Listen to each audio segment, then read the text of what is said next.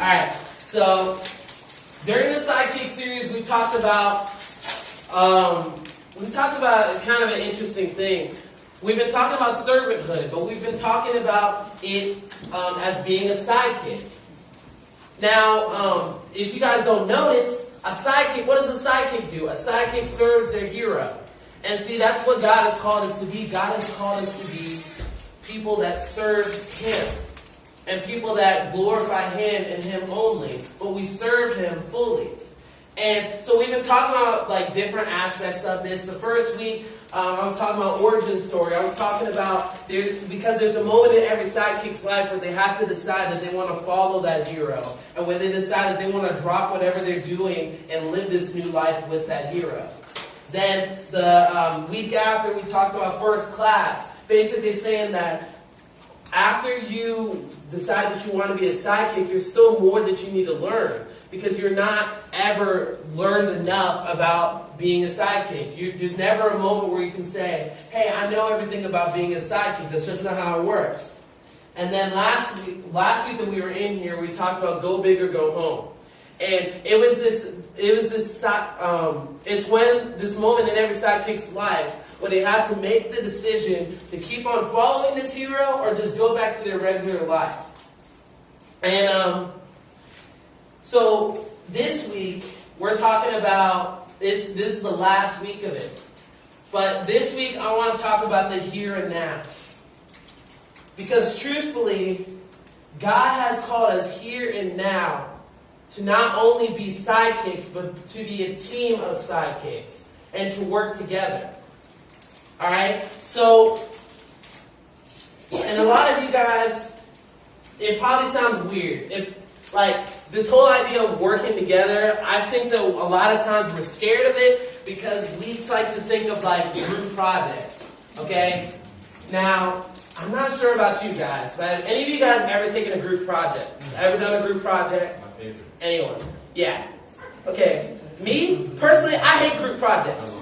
No, I hate them. Because here's what happens. There are like 2 or 3 people that do the actual work.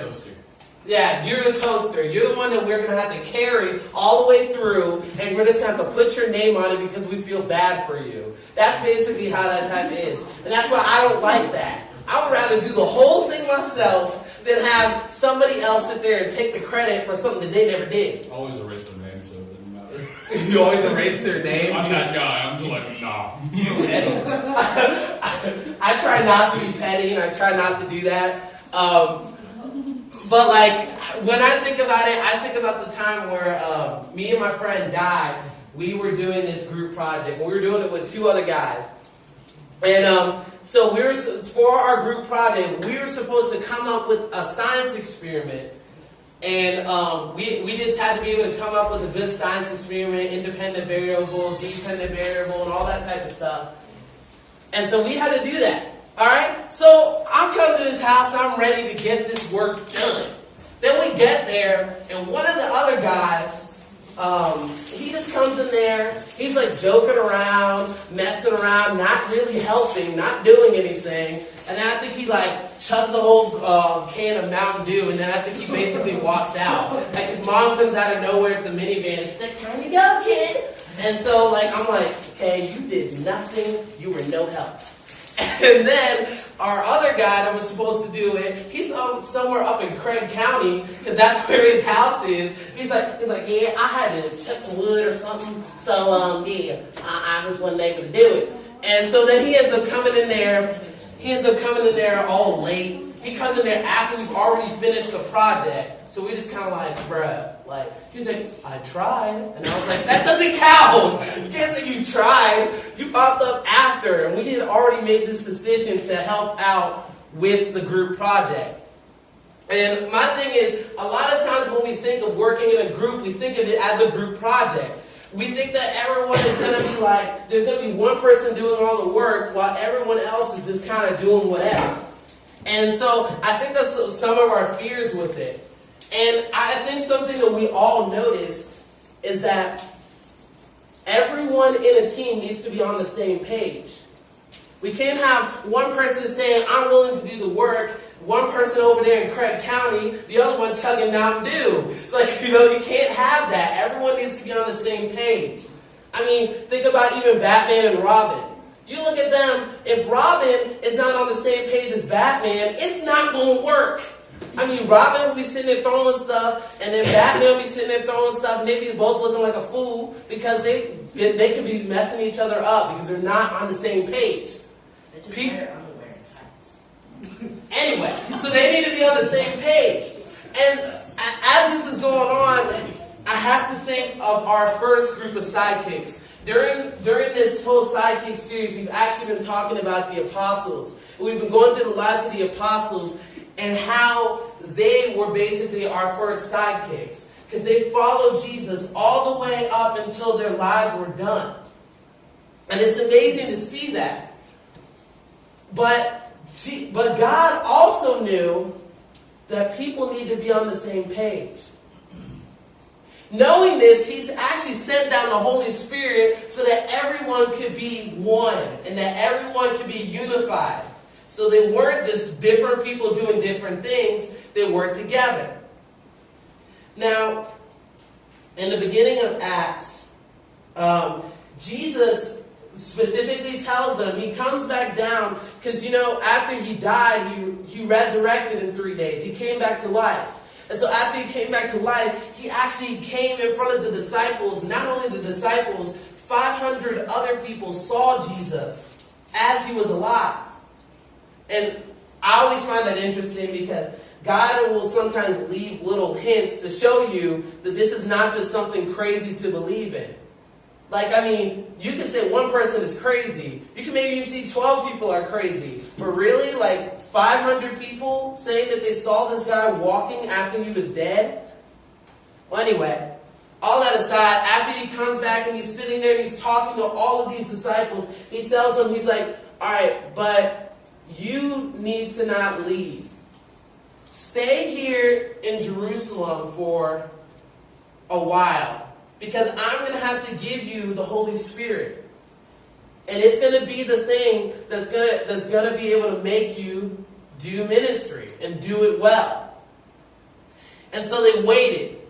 But see, the thing is, they didn't know exactly what this was going to look like. They knew that the Holy Spirit was coming, but they didn't really know how this was going to happen. So they go up and they go into this upper room and they start praying. All of a sudden, this rushing wind comes through. And then these big tongues of fire start forming over their head. And by tongues, it doesn't mean actual a tongue, but it's this actual form of fire. And it was forming over their head. And they started speaking a bunch of other languages. And it was crazy because people were going by. And this is a very busy part. This is a very busy time in Jerusalem, so all these people from all these different countries are coming in. People from Egypt, people from other parts of Asia coming in. And somehow they were speaking every single one of their languages. And so the people that were coming by, they were just like, the heck is going on? Aren't these Galileans? How the heck do they know all of our languages? They're sitting there speaking all of our languages. And not only were they speaking everyone's language, but they were also speaking about who Jesus was and that He was going to do amazing things. So one thing I want you guys to hold on to is that we all need to be speaking the same language if you want to reach people. We all got to be on the same page and we all got to be speaking the same language. Because if someone is not... someone can never understand if you're not speaking in the language that they can understand. But as I go on with this story, it's interesting because it gets even crazier. After all of this happens, Peter comes and they're just and they're all kind of freaked out. They're like, what's going on? Some of them even said that those people must be drunk. They're like, bro, they must be drunk, sitting there speaking all these different languages. And Peter was like, no, they're not drunk. And he tells them who Jesus was and what He's going to do. Now, as he's sitting there as he's sitting there and he's telling them all this, it actually says in Acts 2:42 through 47, it says something interesting. It says that they devoted themselves to the apostles' teaching and to fellowship, to the breaking of bread and to prayer. Everyone was filled with awe at the many wonders and signs performed by the apostles.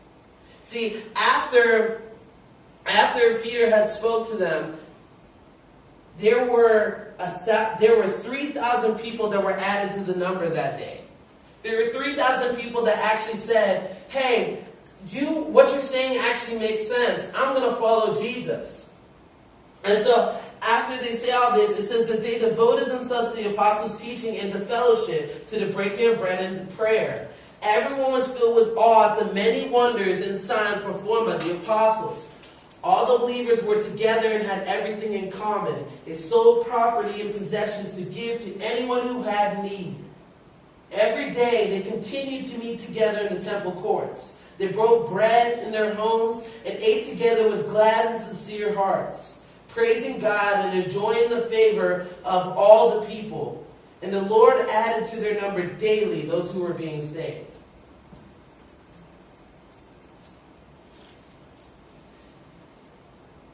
Jesus knew that we would need something else to make us be unified. But he didn't only know that, he knew that the only way that we can make a mass impact on other people is to be together. Because alone, we're not really that useful. Truthfully, alone, we're kind of like this one cup. Alright? So, anytime that the pressures of life get in, and we sit there and we think we can do this on our own, we just get crushed under the pressure. Because we're not meant to take this all on our own. This is what we look like when we try to do things on our own. It looks like a mess. But see, the interesting and funny thing is, God has designed us in a way where together, we are stronger. Together, people that might seem a little bit insignificant and people that may seem like they're not going to be doing much, together, they are something. Together, they can do something that can make a difference. But here's the thing. If you look back at what the scripture says, if you look back at what it says, a lot of us may think, how in the world are we going to actually be unified? You're talking about this being unified, but how does this actually work? Well, here's the thing. It says first that they devoted themselves to teaching and fellowship, to the breaking of bread and prayer. How devoted are we to this thing?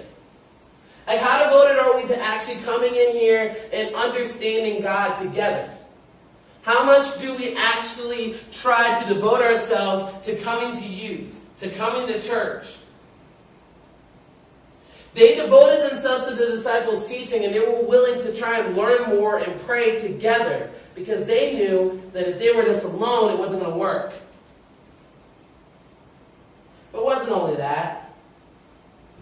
It also says that all the believers were together and had everything in common. They sold property and possessions to give to anyone who had need.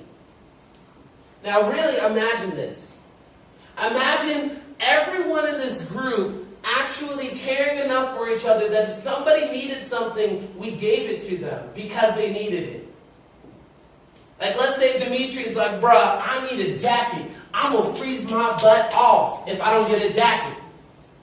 Would we be willing to actually give ourselves, give him, if we had an extra jacket, would we give it to him just so he can be warm? Will we give him food if he needed it? This is the type of thing that we talk about when we say that people need to be unified. It's being a family. And after that, it also says that every day they continued to meet together in the temple courts. They broke bread in their homes and ate together with glad and sincere hearts, praising God and enjoying the favor of all the people. They not only met on church services, they not only met when things were like expected. They didn't only meet for church events. They met outside of church. They were friends outside of church. Like seriously, like look at the person beside you. And actually think about the last time that you spent time with them outside of church. Now, some of these people, yeah, you probably spent time with them because they seem to be your best friends. But think of that one person in this room that you never really spent any time with outside of church events. And that you don't spend enough time with. Do you know that there's more to life than this? There's more to life than coming into youth group and just acting like y'all care about each other, but not really taking any time to care for each other? Some of you guys don't even act. Some of you guys come in here and you guys are on your phones all the time. So we know that you guys don't actually care about the fellowship here, and you guys don't actually care about being here. So I don't say that to be crass. I don't say that to be mean. I'm just saying that because I love you guys. And I want you to understand if you guys are truly here for the right reasons. Do you guys truly care about the community and the fellowship that we have here? Or are you just coming because your parents forced you? Because at the end of everything that goes on, it's not going to be that much helpful if we just come here because our parents force us. Yes, you should listen to your parents, but there's got to be more than that. Understand me, guys. I'm not trying to say that there have not been times that I don't want to come to church. I'm not saying that there aren't times where I don't actually want to talk to you guys. But because you guys are family, I come here and I try to be involved in it. And there are times where I slip and I fall. There are times where I'm not actually as plugged in as I should be. But I know that God has a bigger plan for us than to just be alone. We are stronger together. And see, here's the amazing thing. After all of these things, it not only says but it says, and the Lord added to their number daily those who were being saved. He added to their number daily. When's really the last time that you've seen a new person come into our youth group? When is the last time that you've seen somebody come in here? And some of you guys might say it's because of everything else, but what it truly is. What it truly is people need to see love. And if they don't see love, if they don't see us loving and caring for each other inside of the youth group, why the heck would they want to come into our youth group? I mean, we can have all the lights, we can have all the music, we can have everything else on par, but so does the club. The clubs have lights, cameras, everything. So what really is this going to make a difference? People want to see relationships being made, because when they go out into the club, they can be able to have all this lights and everything else. What they want to see more than anything else is somebody that cares for them. And we speak about it so much that we care for people, that we love people, but we don't really. Because once we start caring for people, and once we start being stronger together, that is when we go in and outside of this community and change the world. But we're not going to change the world on our own. I've already shown you what happens when you try to do things on your own. Pressure gets to you. And you start falling away, and you start doing your own thing because you're not strong alone. And I understand some of your fears. Because y'all know, I used to be in this youth group too. As an actual person in the youth. And I didn't spend time with you guys when I was here. Do you know how much easier it would have been for me to get through high school if I would have actually spent time with the people in my youth group? If I actually had other people that were trying to follow Jesus that I was friends with and that I was close to? But no, I went through my whole high school life thinking that I could do everything by myself for a few reasons. One, because I knew that if I was sitting there and I got close to you guys, then you guys would see the faults that I have in myself. I'm not sure if anyone else has that fear, that if I get close to these people in this youth group, what about if they figure out that I'm not always the best Christian? But that was one of my fears. Here's the thing. Once you become a family, even if you don't really think that what they're doing is all that great, because you're family, you still love them. And so that's part of the reason why I feel like we should become a family, is because once we become a family, it's not going to be all that bad. It's going to be like, yeah, dude, Johnny, he struggles with drugs. I mean, he's trying to get his way off of it, but he still has issues with it. This dude, he still's got to work on his tongue. He still cusses every once in a while. But I love him, and I'm going to show him how Jesus loves him. Because through love is how we're going to get people saved.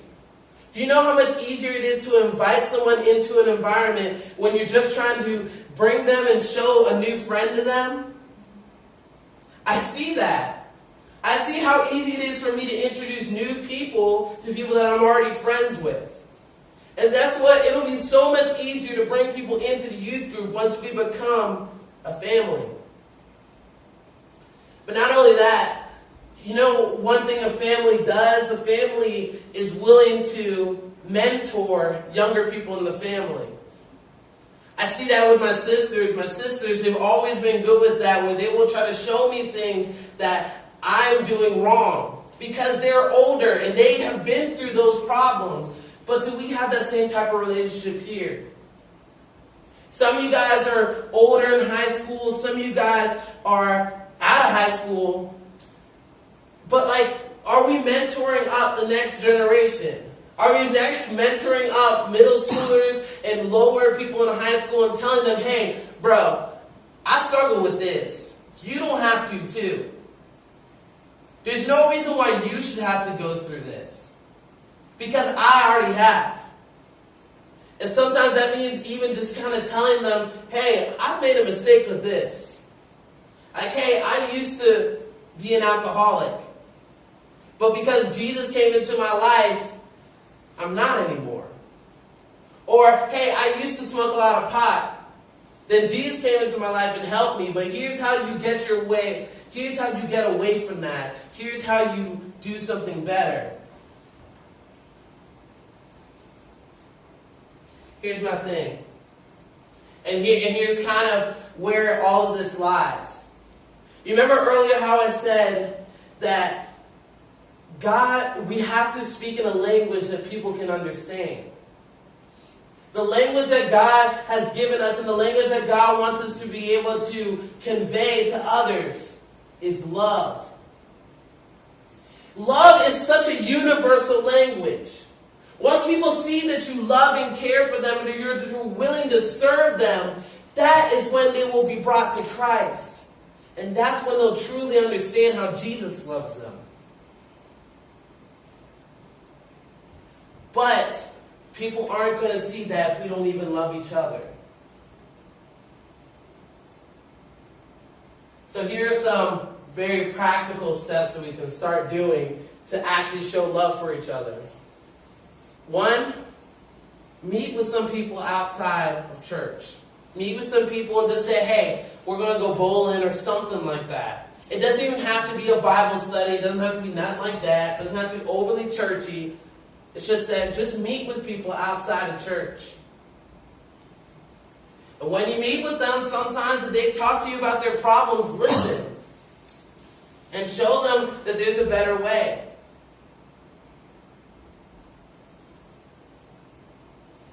Next thing is we need to love people that are flawed like us. I got so many problems. And if any of you guys came in here and thought that just because I preach, that means that I got this all together, I'm sorry to tell you, but that's wrong. I got so many problems, and I got so many things that God is still working out of me. And so do you.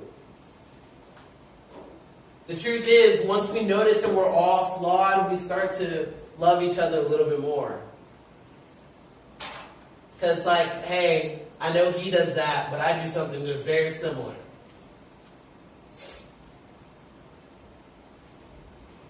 You can start playing the music. It's great are you, Lord.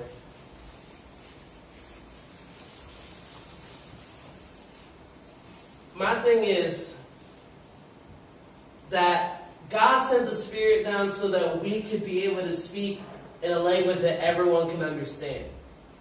He sent the Spirit down so we could have power to do ministry. He sent the Spirit down so that we could be able to be unified and be one unit. Just be one and work together. And it's not very often that we see that in a youth group. We have more than 100 churches in the Roanoke Valley. If we had all of those different churches working together to reach the lost, could you imagine how much more people would get saved? But people are not going to work with the church just out of nowhere. They want to be able to see that we even have unity inside of our church.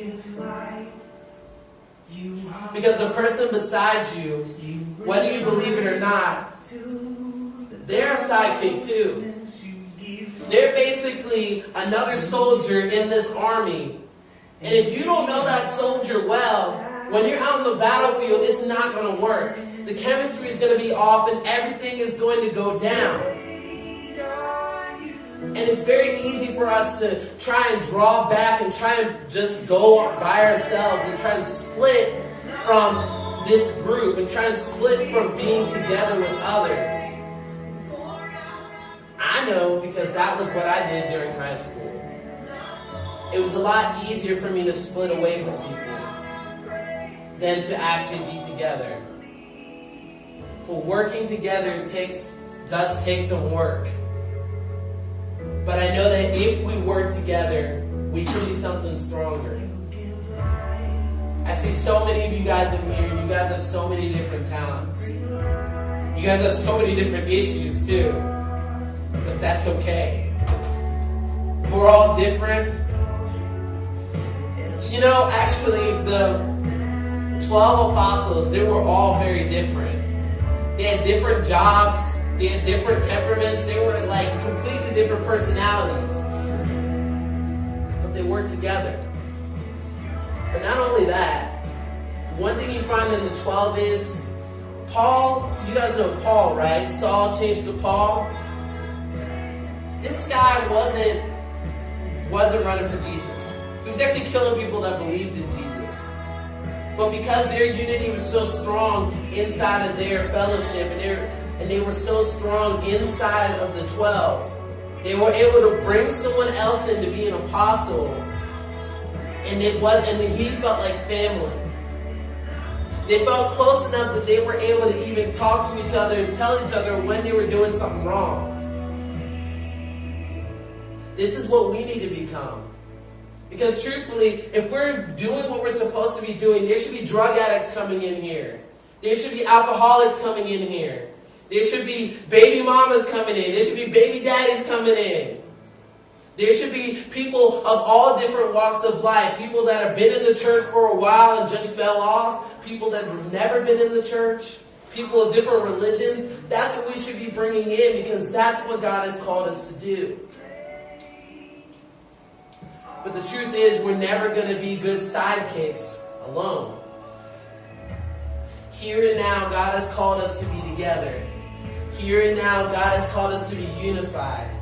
Here and now, God has called us to a bigger purpose than what we can see right now. But here and now, we're going to have to decide whether that's important enough for us to do.